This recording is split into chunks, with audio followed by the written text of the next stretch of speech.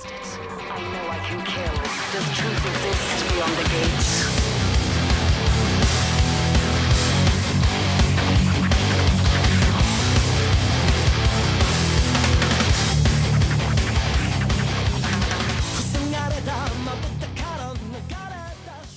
Greetings once again, dear viewers, and welcome to my review of Darker Than Black, a show about superpowers, living dolls, and the effect of crossing a Pikachu with Batman. The 25-episode series was written and directed by master animator Tensai Okamura and released in 2009.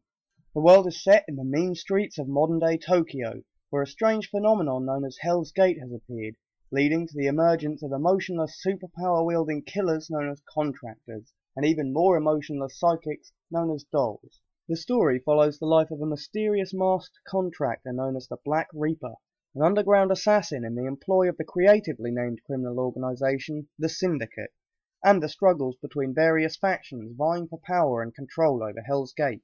This series is fairly episodic and full of twists and turns, so I won't ruin it by going into massive detail, so I'll just move on to the characters. One thing that makes a lot of the characters interesting is the price contractors pay for their powers. Each power and price is unique, and it's quite a cool concept. There's an opera singer that uses sound as a weapon and has to eat cigarettes in exchange, and a guy who has to break his own fingers in exchange for nullifying gravity, just to name a couple. And as the contractors and dolls all lack emotion, it makes them more fun to watch than they would be without that little quirk. As for the protagonist, Hei, or Li Shengsheng when he's in Nice Guy mode and the Black Reaper when he's in Batman mode, he's a bit of an enigma. Even though he's a contractor, he's awfully moody and sullen, and it still seems to have his emotions, as well as not paying a price for his powers. The mystery surrounding him and his past is pretty engaging, and as I've said before, he's basically the bastard offspring of Batman and Pikachu. Also worth mentioning is November 11th. A British MI6 agent who's the suavest thing since James Bond and is so cool I want to cut off his skin, wear it myself and become him. Okay, that even creeped me out a little bit. So let's just forget about that and move on to the soundtrack, shall we? The first thing I'll say about the soundtrack is the first intro, Howling by Abingdon Boys School, is awesome.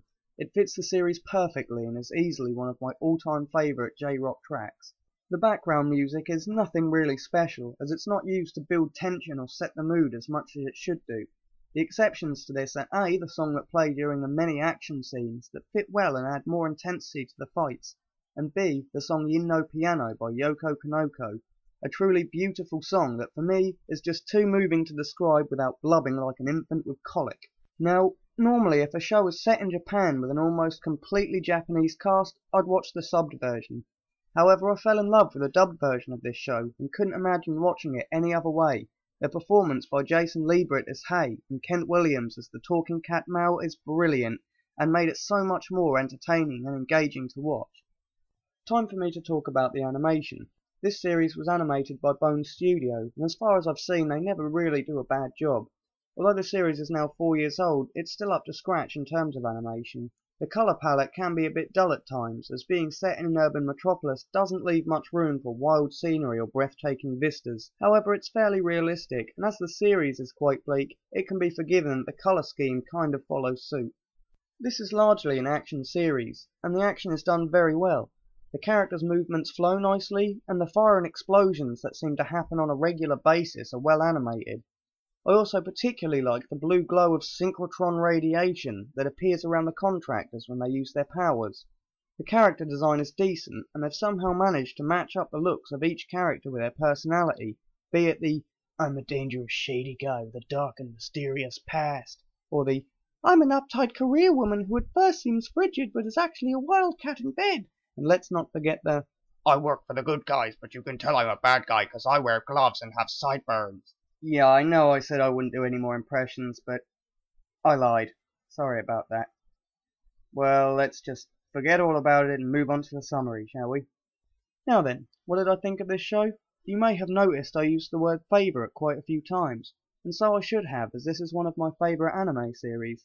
That being said, it's not the best ever series in terms of execution, and the mystery element that's supposed to have you wondering what's going to happen next is predictable and a little bit cliched.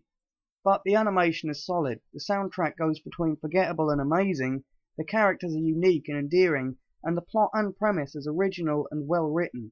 I still couldn't put my finger on what makes this one of my favourites, but it leaves the impression on you that you've just watched an excellent series, and if you're like me, will want to watch it again and again. So, would I recommend this to you? If you like gritty crime dramas, action, and a dark anti-hero protagonist, hell's to the yes! This is definitely part of a healthy and balanced anime diet. Overall, I'd give it an 8 out of 10, making it perfect when you give up running for the presidential elections and need a series to watch.